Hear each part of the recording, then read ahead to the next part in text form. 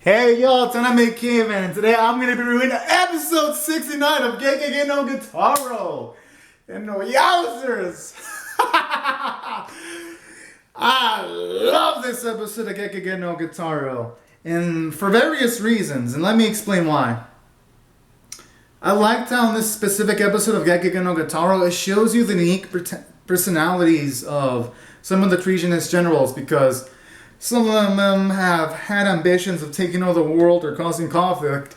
And I like how in this specific instance, this specific yokai's goal, while it wasn't necessarily to harm people directly, if it was to accomplish his goal, then the ends would justify the means for him, which in this case, it was Ibukimaru, whose ambition was to try to find the rest of the body of his loved one, because he has the skull, but he doesn't have the rest of the body, and doesn't know where it's at, and he wants to find the body so that he can reunite the head, so that the person he loved, the girl, could rest in peace, because he's a yokai and the person he loved was a human girl. So I kind of like that bit of element, because for one, it makes you feel for the men, especially when you see how well he hit off with the girl, because I like how it was a flashback where his father was a douchebag. And he also did actions where they killed people and all that kind of stuff. But then eventually, he realized that those kind of things weren't necessarily right. And he lived in peace until one day, when he was out of the area where he was with his loved one, he left for a bit. But then unfortunately, the village that he was living in was attacked by the village leader. And then afterwards, he laid waste to the village leader and everyone else in that village. And I like that sort of element, because it's like, for one, you actually see this treasonous general, he actually kind of, in a way, regrets it, and even calls himself he calls himself a criminal. And I like that. To actually see a yokai that admits the sins of their past actions is good. It's actually a nice change of pace from other Gegege no Kitarou episodes. So I felt Ibukimaru was a cool antagonist with characterization, because he realizes the sins of his actions, but at the same time, if he wants to accomplish a goal, he won't give a shit how he accomplishes it. But at the same time, though, it shows he has a degree of gentleness too, because in regards to when he kidnapped Mana, he wasn't really going to harm her, just want to use Mana to locate the body of his loved one. So there were elements like that that made Ibukimaru a really layered yokai for at least the episode we actually saw him in too. So that was also pretty nice. And additionally, it shows you that he has somewhat of a sense of mercy, because he didn't finish off Cat Chick, because if Mana were to help him out, then he would be sparing her. So those are really elements that I liked about this specific yokai, because he could have just as easily killed Cat Chick and then he could have asked Mana to fucking help locate her loved one, but he didn't do that. He didn't go the complete douchebaggy way. So I kind of liked that. That's why I felt this yokai was multi-layered. And then additionally, what I also like about this episode was that, for one, this episode also really does show how much Kitarou really dislikes Rei emotionally, because I like how this episode establishes, because it also starts out with Mana pretty much seeing Rei, and then Rei thinks at first that Mana's got like a yokai presence, but then he realizes it's a human girl. Then he tells Mana that he shouldn't hang around with Kitarou because eventually he could die. Then I like how Mana tells this to Kitarou. Then Kitarou literally can see him shaking up, because he goes to the extent where he's like, he's gonna have a crow observe Mana so that nothing bad happens to her. And then Daddy Eyeballs talking to Kitarou saying that, but it's unlikely that Rei is gonna hurt Mana. And then Kitarou's like, he doesn't trust Rei at all. I was like, oh, fuck. To think that Kitarou would have that much, and no, you can tell in his eyes, that much hate for a specific human is crazy, but at the same time, I like that, because you get to see more of Kitarou's emotions. And two, it kind of establishes the strength of the bond between Mana and Kitarou, because it tells you that if push comes to shove, Kitarou might do something fucking extreme to save Mana if Mana were to be able to, if she was in a situation where she was directly threatened by Rei, like with the way he was giving those stares, it kind of had the face of, if Rei touches a single hair on Mana's head, he's probably might consider even murking him. At least that's the implication the episode gave off. So I like that. Shows you that emotional stakes they're building between Kitarou and Rei. And then additionally, I like how as the episode progressed, there was some conflict between Ibukimaru and Kitarou. And I liked how during this episode, you also get establishments for the threat level of treasonous generals and the level of Ibukimaru, because you see Kitarou fight him and he struggles. You see Rei try to fight him and literally he fucking just demolishes Rei like that. And I was like, yo. So I also like that too, because it raises the stakes, because every single time we're shown a treasonous general, well, at least the second treasonous general in this one, they've been established as such big threat levels that to beat them, you really need to have a group of powerful yokai to even stand a chance. Because Rei got beat down, and Kitarou was only able to even wound Ibukimaru because he had Roller Cloth with him. Because without Roller Cloth, I highly doubt that Kitarou would have been able to even get close to Ibukimaru. So that was also another cool element too, making you respect the power of the antagonist.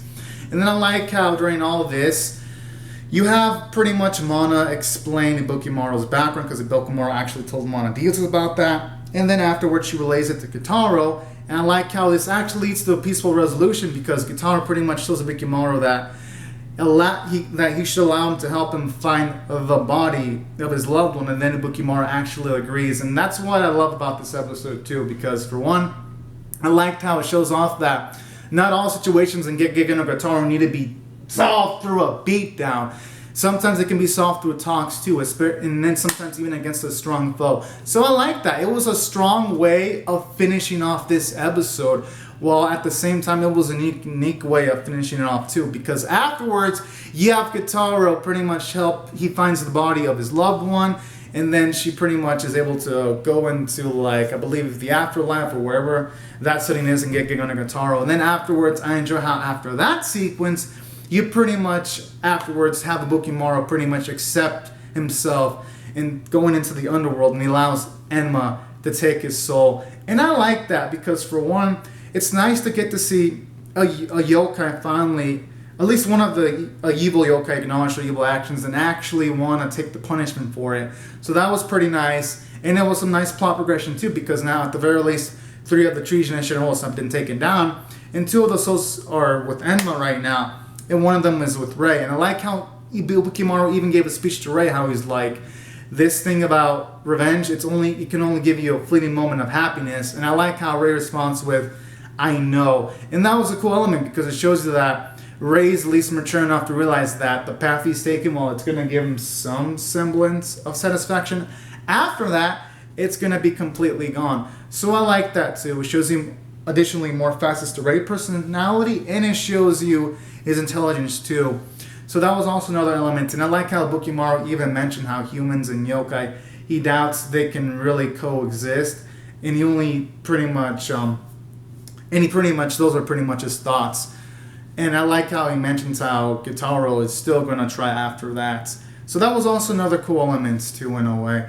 So no, there were really multiple cool elements, and Ibukimaru had a lot of good speeches that really made this episode quite lively. And that's what I felt from a story standpoint. This episode did amazing, because it had multiple messages. It had the message of, if you go for revenge, well, it might give you some satisfaction, it ain't gonna give you complete happiness. I like that motivation.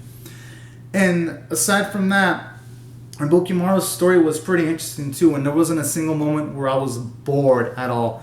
So I gotta give the episode credit for that too. And 3, it's better than my expectations. I didn't think Rei was going to be defeated that easily. I was like, damn, son. So that was also another cool thing about this episode. It threw curveballs at me that I really enjoyed, like emotional curveballs. And that's what I felt it did really well from the story standpoint. And then from a character standpoint, I like it too, because from the Kitarou, from that perspective, you can hella tell he's hating Rei more. He's disliking him even more as we see the episodes progress. So I do like that, because for one, you see Kitarou, he's getting some character development, but in like kind of some semi-negative route, because whoa, seeing Kitarou furious was just crazy intense. So I liked that. In a way, it's kind of positive, because it does show you how much he's willing to protect his friends, in this case Mana too. So that's another cool element too. And then additionally, aside from getting that character development for Kitarou, I also like how you get characterization for Rei because he acknowledges how revenge isn't going to make him happy. That was pretty cool. And Ibukimaru was a pretty detailed character. So those are all elements I enjoyed specifically about this episode. And that's why I thought I did great from the character standpoint.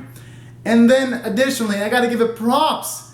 Kitarou utilized internal electricity. Fuck yes! So that was a cool element I enjoyed about this episode too, I gotta say. It spices up the action sequences a lot. And hopefully we get to see Kitarou utilize that move more because it looked hella fucking cool. And the animation and art were beautiful. Even the simple sequences where Kachik was using the fan looked really beautiful. So I gotta give props to the animation staff. It was just beautiful. It popped. You could even tell the shading was more detailed than usual too. So they went to work here. And the music was beautiful. And that's why this episode, it's gonna get a 10 out of 10 from me. It was just that phenomenal. And honestly, it got me pumped up for more because even Enma mentions that there's still one treasonous general unaccounted for. So I'm pumped up, especially when they mentioned that that's the one that caused Rei's village to burn down. I was like, damn. So that means that if Kitarou and Rei have a big showdown, it's probably going to be over the last treasonous general, and I cannot wait to see where that's going to lead. Who knows, maybe they'll make up and they'll fight against the final treasonous general, or they'll actually have a extreme battle. Either route the show can take, I'm pumped up. So anyways, y'all, these are my thoughts on this Gegege no Kitarou episode. Be sure to comment all your thoughts on the episode in the comment below or my review. How do you feel about it?